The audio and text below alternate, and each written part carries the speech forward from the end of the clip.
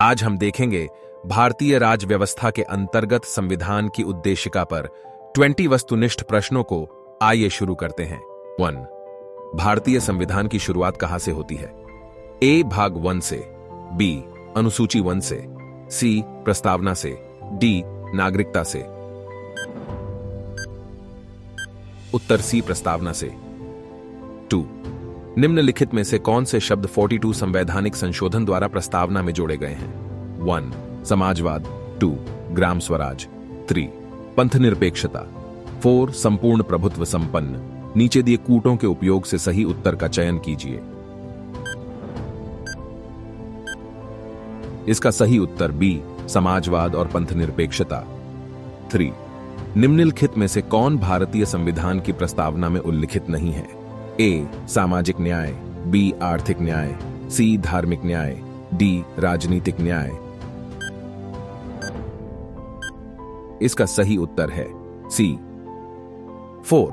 भारतीय संविधान की प्रस्तावना के संदर्भ में निम्नलिखित कथनों का मूल्यांकन करें। 1. प्रस्तावना गैर न्यायिक है। 2. प्रस्तावना विधायिका लेजिस्लेचर की शक्ति का स्रोत नहीं है। 3. प्रस्तावना विधायिका की शक्तियों पर प्रतिबंध लगाती है। निम्नलिखित में से सही विकल्प का चयन करें। केवल कथन 1 सही है, कथन 1 और 2 सही हैं, कथन 1 और 3 सही हैं, कथन 1, 2 और 3 सही हैं। इसका उत्तर है बी.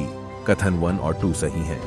5. भारत में लोकप्रिय संप्रभुता है क्योंकि संविधान की प्रस्तावना आरंभ होती है ए. प्रजातांत्रिक भारत शब्दों से, बी. जनता के जनतंत्र शब्दों से, सी. जनता के लोकतंत्र शब्दों से, डी. हम भारत के लोग शब्दों से। इसका उत्तर डी. भारतीय संविधान की प्रस्तावना हम भारत के लोग, we the people of India शब्दों से शुरू होती है। 6. संविधान की प्रस्तावना के बारे में कौन सा कथन सही है? ए. समाजवादी, पंथ निरपेक्ष। शब्द 1950 में संविधान की प्रस्तावना के अंग नहीं थे। बी. उक्त शब्द 1977 के संशोधन द्वारा जोड़े गए। सी. उक्त शब्द 1985 के संशोधन द्वारा जोड़े गए। डी. उक्त शब्द संविधान की प्रस्तावना के अंग नहीं है। उत्तर ए. समाजवादी, पंथ निरपेक्ष शब्द वर्ष 1950 में लागू मूल संविधान के अंग नहीं थे। ये शब्द वर्ष 1976 में 42 संविधान संशोधन द्वारा जोड़े गए। 7.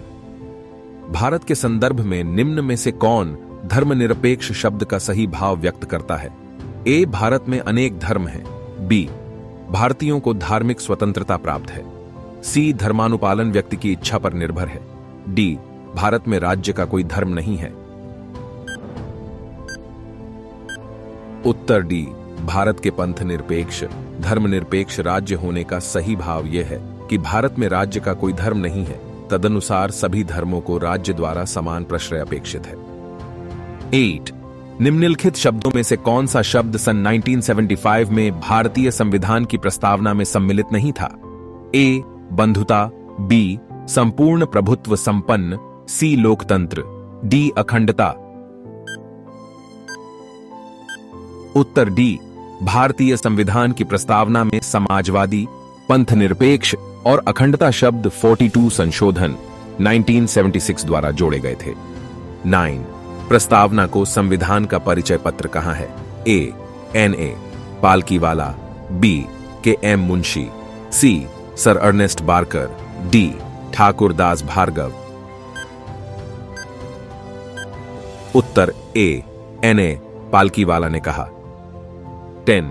भारत के संविधान की प्रस्तावना में कितने प्रकार का न्याय, स्वतंत्रता, समानता एवं भ्रातृत्व का उसी क्रम में उल्लेख किया गया है? ए. बी. सी. डी। इसका उत्तर होगा ए. भारत के संविधान की प्रस्तावना में 3 प्रकार का न्याय, 5 प्रकार की स्वतंत्रता, 2 प्रकार की समानता एवं 1 प्रकार के भ्रातृत्व उल्लेख किया गया है। 11. संविधान में दिया गया आमुख 1 न्यायालय में लागू होता है। 2 महत्वपूर्ण है और उसकी उपयोगिता है। 3 शासन करने के उद्देश्यों को उल्लिखित करता है। 4 संविधान के कानूनी अर्थ निर्णय में सहायता नहीं करता है। नीचे दिए गए कूट में से सही उत्तर का चयन कीजिए। कूट ABCD उत्तर बी, भारतीय संविधान के आमुख को ही उद्देश्य का प्रीएम्बल कहा गया है। यह न्यायालय में लागू नहीं होता है और संविधान के कानूनी अर्थ निर्णय में सहायता करता है। 12 भारत में बंधुता का आधार क्या है? ए, संसदीय व्यवस्था, बी, एकल नागरिकता, सी, एकीकृत न्यायपालिका, डी, लोकसभा चुनाव। उत्तर बी, एकल नागरिकता।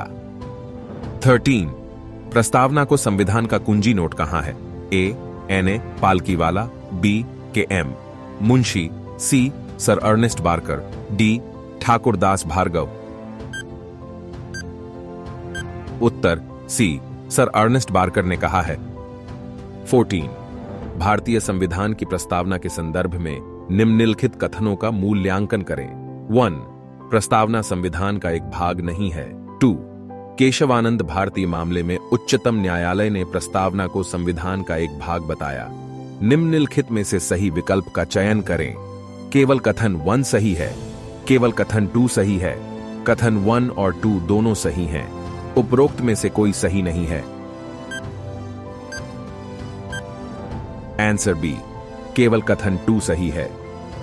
15 निम्नलिखित में से कौन भारतीय संविधान की प्रस्तावना में उल्लिखित नहीं है? ए, आर्थिक न्याय, बी, विश्वास की स्वतंत्रता, सी, दैहिक स्वतंत्रता, डी, प्रतिष्ठा की समता।